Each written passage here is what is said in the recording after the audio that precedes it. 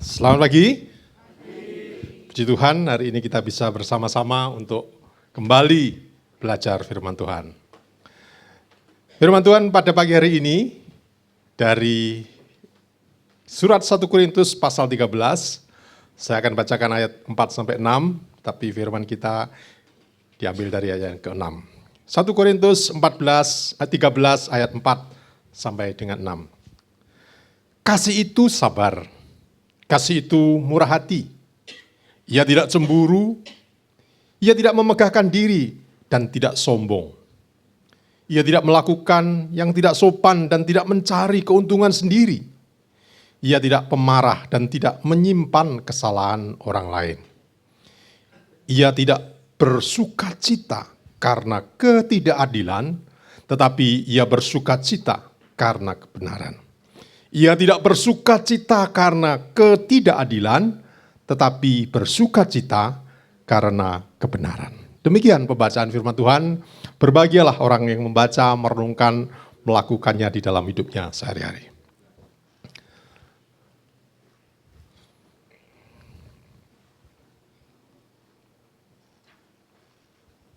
Oke, kita akan melihat satu klip 1 menit. Gimana menghidupkannya?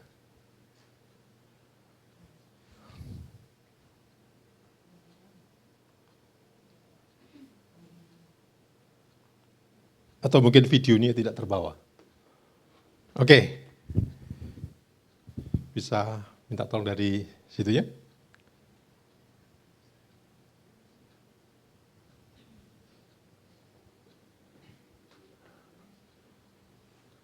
Oke.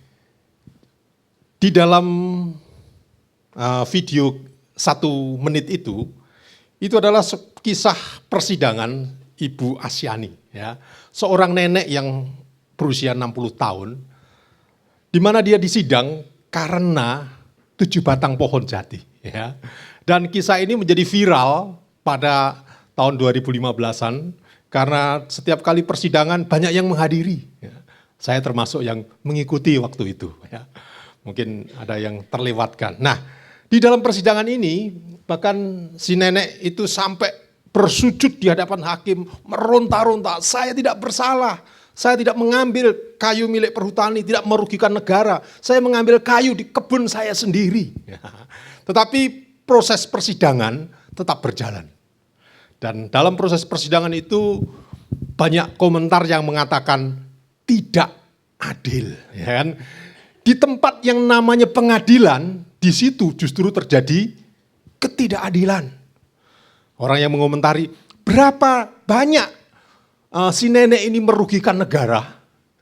Kenapa diproses sedemikian rupa? Padahal ada orang-orang yang merugikan negara jauh lebih banyak, tapi dibiarkan saja. Nah, sehingga proses persidangan si nenek ini menjadi satu proses yang viral pada waktu itu. Karena seorang nenek yang disidang karena dituduh mencuri kayu jati. Saudaraku, ini adalah sebuah realita bahwa ketidakadilan bisa terjadi di mana-mana. Seperti dikatakan, di tempat yang seharusnya keadilan itu ditegakkan, sebuah lembaga yang namanya pengadilan tinggi, justru bisa terjadi di situ ada ketidakadilan. Ketidakadilan bisa terjadi di mana saja. Mungkin di dalam kehidupan kita sehari-hari. Seringkali kita mendapat protes dari anak-anak kita, bukan? Istri saya kadang-kadang ngomong, kamu tidak adil ya kepada saya. Ketidakadilan itu terjadi di mana saja. Anak-anak protes kepada orang tua protes kepada anaknya, mengatakan tidak adil. Nah, saudaraku, inilah fakta yang kita temui sejak zaman Alkitab ditulis sampai dengan sekarang ini. Dan menariknya, Rasul Paulus di dalam surat yang tadi kita baca, dia menghubungkan ketidakadilan itu dengan kasih.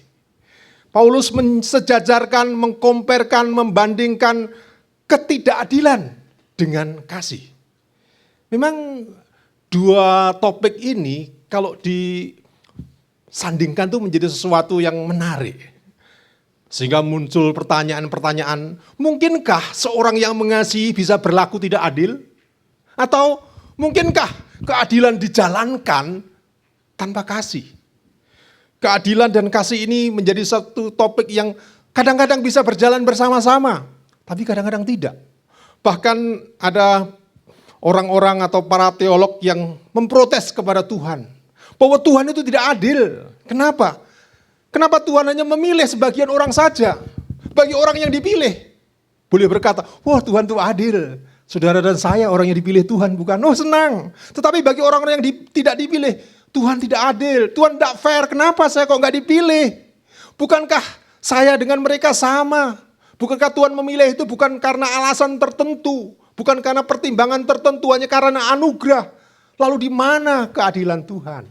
Saudaraku, keadilan dan kasih itu seringkali menjadi satu topik yang enak untuk diperbicarakan, tapi kadang-kadang tidak enak kalau terjadi di dalam diri kita. Bahkan ada orang-orang tertentu, isu ketidakadilan itu dimanfaatkan untuk menjatuhkan orang lain. Ada pejabat-pejabat yang dijatuhkan oleh lawannya melalui isu ketidakadilan ini. Inilah realita. Nah, pada teks ini saudaraku, Paulus ingin mengingatkan orang-orang Korintus bahwa mereka pun bisa jatuh ke dalam sebuah kondisi yang menikmati, bersukacita terhadap keadilan. Paulus mengingatkan bahwa kasih itu tidak bersukacita karena ketidakadilan. Saudara kasih Tuhan, Paulus ingin mengajarkan justru ketika ada kasih, ada rasa yang tidak nyaman, rasa yang tidak enak, tidak sejahtera ketika melihat ketidakadilan. Paulus ingin menekankan kepedulian, sikap hati orang-orang Korintus yang mulai tidak terlalu peduli dengan ketidakadilan yang terjadi. Tetapi di satu sisi mereka mengatakan saya mengasihi. Bagaimana mungkin engkau mengasihi? Ketika terjadi ketidakadilan, engkau bisa sejahtera. Seringkali yang terjadi saudaraku, ketika ketidakadilan itu terjadi kepada orang-orang yang kita kasihi, terjadi kepada diri kita bisa berteriak atau menyuarakan tidak adil. Ketika ketidakadilan itu menimpa kita, menimpa orang-orang terdekat kita bisa dengan lantang, tidak adil. Tapi kadang-kadang ketika ketidakadilan itu terjadi, orang-orang yang tidak kita sukai, atau boleh dikatakanlah dalam tanda petik musuh kita, apa reaksi kita kira-kira? Karma, ya, rasain lo ya. Kalau ketidakadilan itu menimpa orang yang kita tidak sukai, rasain itu karma kamu mendapatkan itu. Tapi kalau ketidakadilan itu terjadi kepada anak kita, keluarga kita, diri kita, oh nggak adil, nggak fair, nggak bisa begini, kita harus bertindak. Saudaraku, inilah realita. Orang kadang-kadang tidak bisa menerima ketika ketidakadilan itu menimpa diri kita. Tetapi justru kadang-kadang senang ketika ketidakadilan terjadi pada orang-orang lain. Memang Tuhan itu baik ya, Tuhan itu baik, saya nggak usah membalas, dia yang membalas. Nggak sadar saudaraku, kita berperilaku, bersukacita karena ketidakadilan. Suatu kali di sebuah komplek atau kampung kecil gitu, ada terjadi 2 kali kehilangan motor. Satu di tempat ini, kemudian tidak jauh dari situ motornya hilang, dicuri oleh orang. Pada peristiwa ketiga kali sama motornya hilang, tetapi malingnya ketangkap Bapak Ibu. Wah, kira-kira apa yang terjadi? Saudara bisa bayangkan. Wah, semua melampiaskan amarahnya.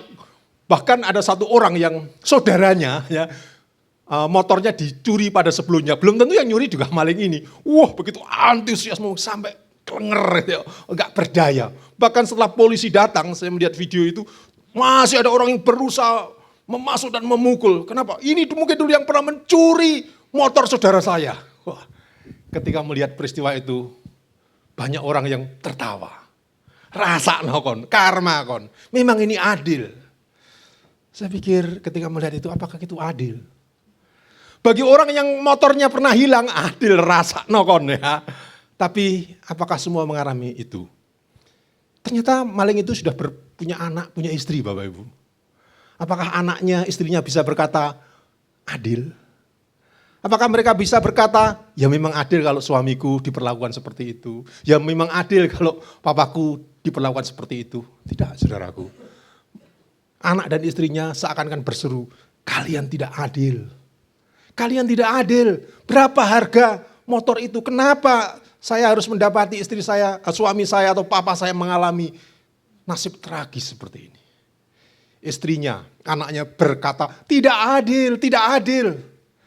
Tetapi banyak orang yang mengatakan adil ini. Karena sudah 3 kali kehilangan motor. Jangan-jangan ini orang yang pernah mencuri pertama, kedua. Padahal belum terbukti. Seringkali ketidakadilan membuat orang senang. Ketidakadilan membuat kita menikmati rasa nokon ya. Karena mungkin dalam diri kita ingin melakukan sesuatu terus gak bisa. Ketika ketidakadilan terjadi, ya memang ini caranya. Saudaraku yang dikasih Tuhan, ketidakadilan itu mungkin masih terjadi sampai sekarang.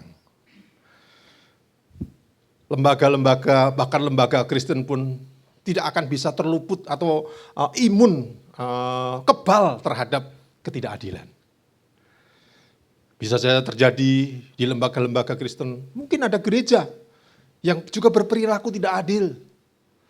Saya pernah menemukan majelis atau jemaat yang merasakan, saya diperlakukan tidak adil, saya keluar dari gereja.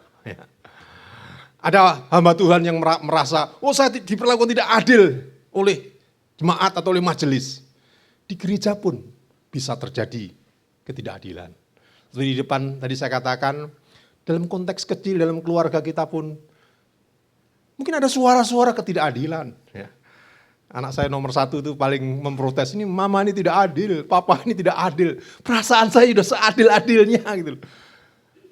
Tetapi tetap saja ketidakadilan itu dirasakan oleh mereka. Firman Tuhan ini mengajarkan kita bagaimana kita punya sense, punya sikap ketika ketidakadilan itu terjadi. Apakah kita enjoy, menikmati, atau masih adakah ketidaksejahteraan, kegelisahan, ketidaksenangan ketika ketidakadilan itu terjadi.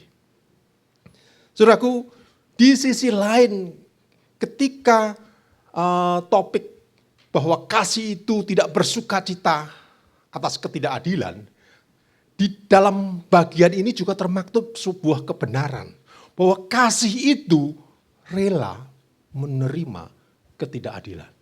Sekali lagi, memang kasih itu tidak sukacita ketika melihat ketidakadilan, ketika menyaksikan ketidakadilan. Tetapi justru kasihlah yang membuat seseorang rela mengalami ketidakadilan. Dalam perjalanan pelayanan Tuhan Yesus, misalnya dalam 1 Petrus 2:23 dikatakan, ketika ia dicaci maki, ia tidak membalas dengan mencaci maki. Ketika ia menderita, ia tidak mengancam, tetapi ia menyerahkannya kepada Dia yang menghakimi dengan adil. Dalam pelayanan Tuhan Yesus, kita menemukan bagaimana manusia memperlakukan Tuhan Yesus dengan tidak adil. Bahkan pengadilan yang paling kejam ketika Tuhan Yesus diadili.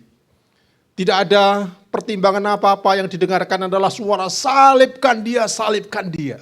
Apakah itu tidak adil? Apakah itu adil? Apakah Tuhan Yesus tahu bahwa itu memang benar? Saudaraku, kita tahu di situ ada ketidakadilan. Tuhan Yesus mau menerima semua ketidakadilan. Karena di dalam diri Tuhan Yesus mengasihi orang-orang yang memperlakukan dia tidak adil. Hanya kasihlah yang bisa menerima ketidakadilan. Bahkan Tuhan Yesus tidak rela ketika keadilan Allah, hukuman Allah itu dinyatakan kepada umat manusia. Di atas salib Tuhan Yesus berkata, ya Bapa, ampunilah mereka. Karena mereka tidak tahu apa yang diperbuat. Statement itu, pernyataan Tuhan Yesus itu pernyataan yang didasari kasih, yang tidak ingin keadilan Allah dalam tanda petik dinyatakan bahwa orang yang bersalah, orang yang melakukan penganiayaan terhadap Tuhan Yesus itu dihukum. Tuhan Yesus tidak ingin itu. Biarlah saya menderita, biar saya mengalami ketidakadilan, ampunilah mereka ya Bapa, karena mereka tidak tahu apa yang diperbuatnya.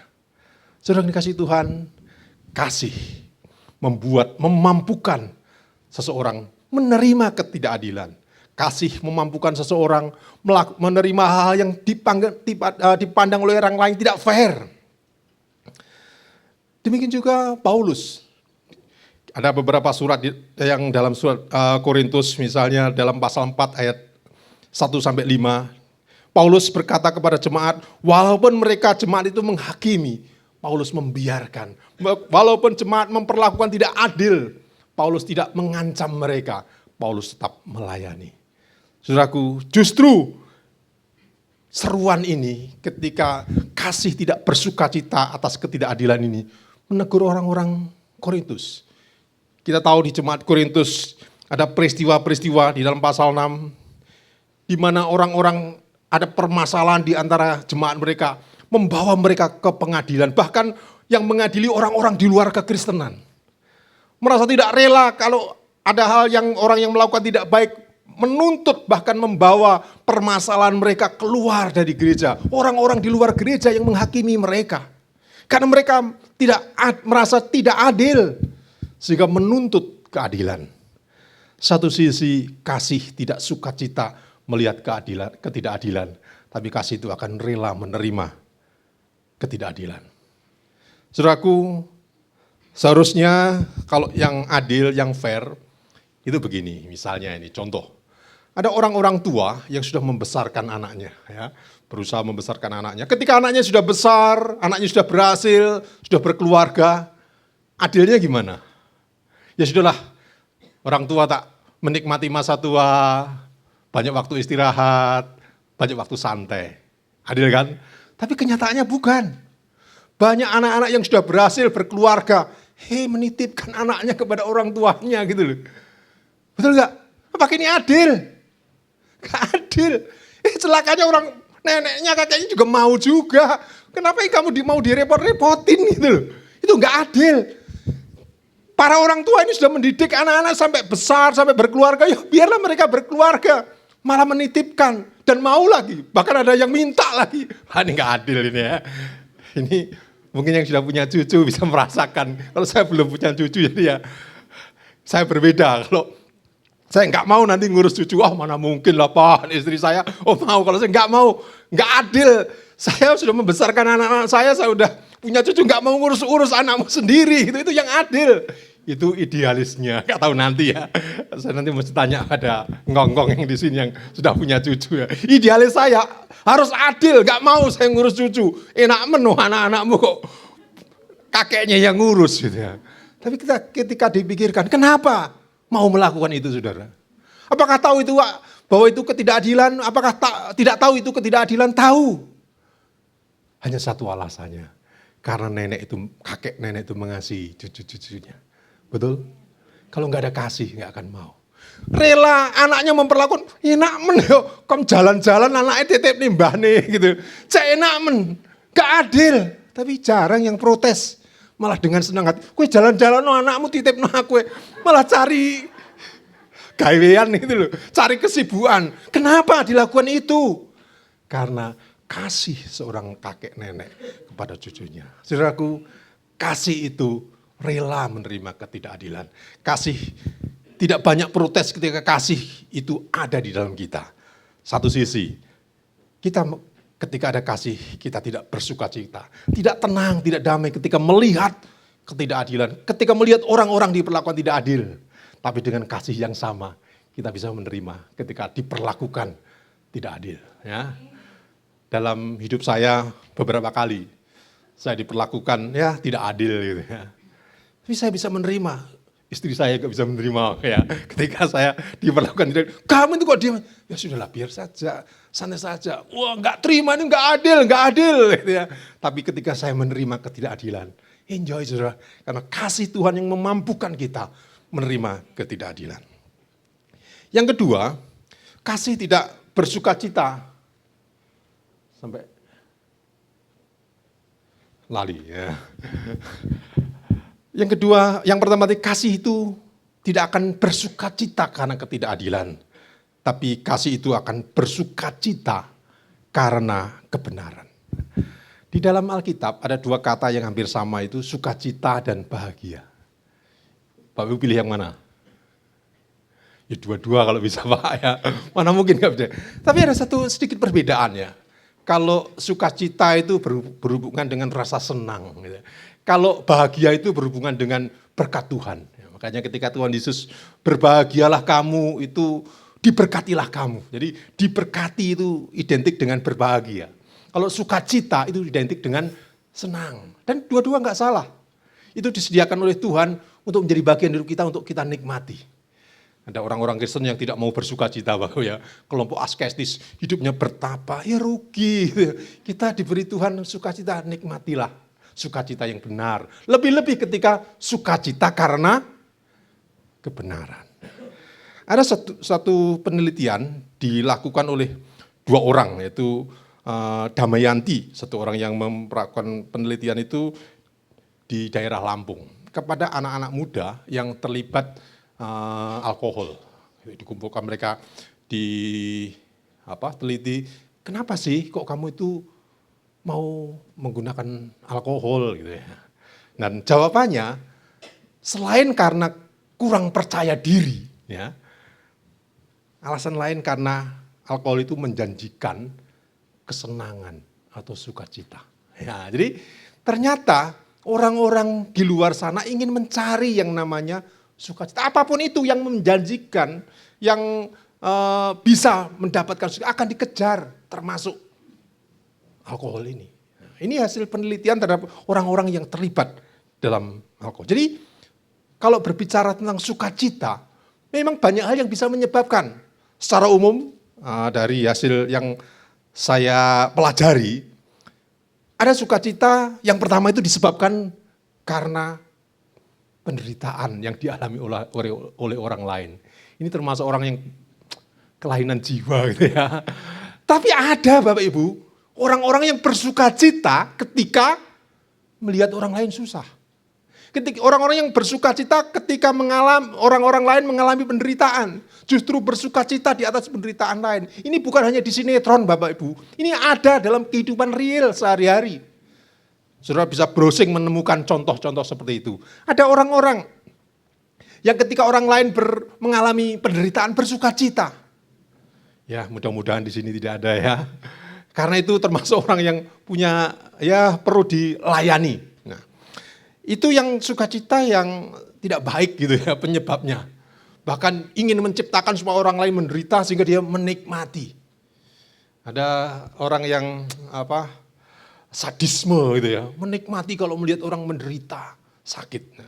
Yang kedua, ada sukacita itu karena mendapatkan atau memperoleh sesuatu. Nah, kalau ini standar ya, memang wajar kalau kita mendapatkan sukacita karena sesuatu, ya puji Tuhan ya. Kita memiliki rumah baru, puji Tuhan. Semalam saya ada di Blitar karena salah seorang jemaat syukuran rumah, ya, dia punya rumah dan toko yang baru. Wah, mengundang jemaat-jemaat untuk bersyukuran. Saya ikut bersukacita ya. Keluarga ini bersukacita, perjuangan, akhirnya bisa punya rumah sama toko. Wah, sangat bersukacita. Wajar ya. Atau mungkin yang anak-anak muda begitu dapat pacar, waduh, merubah hidupnya. Tidak salah, tapi jangan berlebihan. Kalau itu hilang, akan menjadi masalah. Sukacitamu ikut hilang ya. Sakitnya lebih daripada sukacitanya ya. Saya menemukan orang-orang yang bersukacita karena sesuatu. Anggap saja karena pacar gitu ya. Tapi ketika pacarnya hilang, sakitnya lebih menghapuskan semua sukacitanya. Betul begitu? Pak Samadaya senyum-senyum. Ya ini masa lalu ya kan. Jadi kadang-kadang kalau kita bersukacita karena mendapatkan sesuatu tidak salah. Tapi ketika itu diambil Tuhan atau diambil orang lain gitu ya. Sakitnya melebihi sukacitanya itu saudara. Ya. Dan boleh bersukacita mendapatkan sesuatu. Saya dulu ketika ingat perpacaran pertama kali sama istri saya ini, aduh seneng kok mau dia sama saya, seneng sekali gitu ya. Sukacita ya. Untung nggak diambil orang sampai sekarang ya, puji Tuhan ya. Beda dengan orang-orang lain yang diambil orang gitu kan. Nah, yang ketiga, sukacita karena kebenaran. Nah, ini sesuatu yang sukacita yang membedakan dengan sukacita yang lain. Kalau kita melihat di dalam Alkitab, Allah itu disebut kebenaran. Firman Tuhan juga disebut kebenaran. Firman-Mu adalah kebenaran. Dalam Injil Yohanes dikatakan Roh Kudus adalah roh kebenaran. Ketika berbicara tentang kebenaran, itu salah satu identifikasi dari Allah, atau Allah menyatakan dirinya, mempersonifikasikan dirinya itu dengan kebenaran. Allah adalah kasih, Allah adalah kebenaran. Jadi banyak hal yang Allah itu memanusiakan atau mempersonkan dirinya. Salah satunya kebenaran. Orang yang bersukacita karena kebenaran, itu orang yang bersukacita karena Allah. Dan kalau sukacita karena kebenaran, sukacita karena Allah, tidak mungkin hilang Bapak Ibu. Ya, tidak akan hilang. Allah tidak akan meninggalkan kita sampai memutih rambutmu. Wah, kayak rambut saya udah putih. Allah tidak pernah meninggalkan. Karena apa? Ketika sukacita itu penyebabnya karena kebenaran, itu berarti penyebabnya karena Allah sendiri, karena firman Allah. Ketika kita membaca firman Allah, menikmati kebenaran, menimbulkan sukacita. Sukacita itu tidak akan ada yang bisa mengambil Bapak Ibu. Kalau sukacita yang nomor 2 tadi, karena mendapatkan sesuatu, bisa diambil. Di dalam Alkitab kita melihat Ayub, orang yang kaya raya. Semuanya diambil, hartanya, anak-anaknya. Yang disisakan satu, istrinya yang cerewet, itu menyusahkan dia. Semuanya bisa diambil. Tetapi kalau kita bersukacita karena Tuhan, gak akan ada yang bisa mengambil. Ya, saudara boleh bersukacita karena memiliki sesuatu, nikmatilah sukacita itu. Tapi jangan sampai saudara kehilangan sukacita karena Tuhan, menikmati Tuhan, menikmati kebenaran Tuhan, menikmati firman Tuhan, menikmati Roh Kudus yang memimpin kita hidup kita hari demi hari. Kita merasakan bagaimana roh kebenaran itu yang memimpin, mengarahkan kita. Wih, kalau enggak karena Tuhan, saya ini mungkin sudah berdosa hari ini. Kalau bukan karena Roh Kudus, roh kebenaran yang memimpin kita, mungkin saya sudah mencelakai orang lain. Terima kasih Tuhan, saya menikmati pimpinan Tuhan. Saudaraku, ketika kita bersukacita karena kebenaran, sebuah sukacita yang melampaui segala akal, melampaui pemikiran manusia, yang membuat orang lain mungkin bertanya-tanya, kenapa bisa seperti itu? Karena mereka tidak tahu rahasia sukacita karena kebenaran. Kalimat kedua ini, bersukacita karena kebenaran ini, kalau di dalam beberapa Alkitab bahasa Inggris diterjemahkan bersukacita bersama dengan kebenaran. Ya. Kalau bahasa Indonesia bersukacita karena kebenaran. Dua-dua tidak salah. Dua-dua ingin menekankan pentingnya atau kaitannya antara kasih dengan sukacita, antara kasih dengan kebenaran. Suatu paket yang tidak mungkin bisa dipisahkan satu dengan yang lainnya. Saudaraku, ketika kita berbicara tentang kasih, akan berhubungan dengan keadilan. Ketika kita berbicara tentang kasih, akan berhubungan dengan kebenaran yang kita bisa nikmati. Di dalam beberapa contoh Alkitab, ada orang-orang yang bersukacita, bukan karena mendapatkan, tetapi karena dia menikmati kebenaran Allah. Kata kasih bersama-sama dengan kebenaran ini juga mengindikasikan bahwa kebenaranlah yang akan menjadi standar hidup kita. Kebenaranlah yang akan menjadi pedoman hidup kita. Bukan hal yang lain, karena kasih, sukacita, kebenaran menjadi satu paket. Kebenaran yang membuat kita bersukacita. Kebenaran yang menjadi pedoman hidup kita. Bukan perasaan kita. Bukan hal yang lain, bukan kesukaan kita. Ada orang yang menjadi standarnya adalah perasaan. Kadang-kadang kebenaran itu tidak selalu sama dengan perasaan. Justru kadang-kadang kebenaran itu bisa mengganggu perasaan. Ya. Ada orang-orang yang dalam ibadah perasaannya terganggu, tersinggung dengan firman Tuhan atau dengan khotbah. Jadi tidak enak perasaannya. Ini jangan-jangan pendeta ini sengaja menyinggung saya. Perasaannya terganggu karena kebenaran. Kadang-kadang ketika kebenaran itu dinyatakan membuat tidak enak, menggoncangkan, menggoyahkan. Zona aman kita digoyahkan oleh kebenaran. Tetapi kebenaran itu akan menjadi pedoman hidup kita.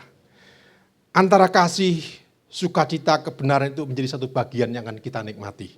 Di dalam Roma 14 ayat 17, kerajaan Allah itu bukan berhubungan dengan makanan minuman, tetapi soal kebenaran, damai sejahtera, dan sukacita oleh Roh Kudus. Kasih, sukacita, kebenaran itu akan survive, akan tetap sampai kita masuk ke dalam kerajaan surga. Ketika orang-orang pada bertanya, di surga nanti ada apa? Apakah ada ini, apakah ada itu, apakah saya bisa ketemu mantan saya atau apa? Banyak pertanyaan-pertanyaan terkait dengan surga. Firman Tuhan menjawab, dalam kerajaan surga itu tidak berhubungan dengan makanan dan minuman, tapi berhubungan dengan kasih, damai sejahtera, kebenaran dan sukacita oleh Roh Kudus. Kita menikmati ini sampai selamanya akan kita nikmati. Jangan sampai kita nanti kaget, ya. Mari kita tahu di surga ada kebenaran, ada sukacita. Mari kita hidup dalam kebenaran, hidup dalam sukacita. Karena kalau enggak nanti saudara kaget di sana, enggak akan menikmati. Nah, tapi kalau kita membiasakan diri hidup dalam kebenaran, saya percaya kebenaran itu akan kita nikmati sampai kita bertemu dengan Bapa kita. Kebenaran kasih itu akan membuat kita menikmati sukacita di dalam kebenaran. Bukan sukacita di dalam ketidakbenaran, bukan sukacita yang membuat orang lain menderita, tapi sukacita karena kebenaran. Mari kita berdoa.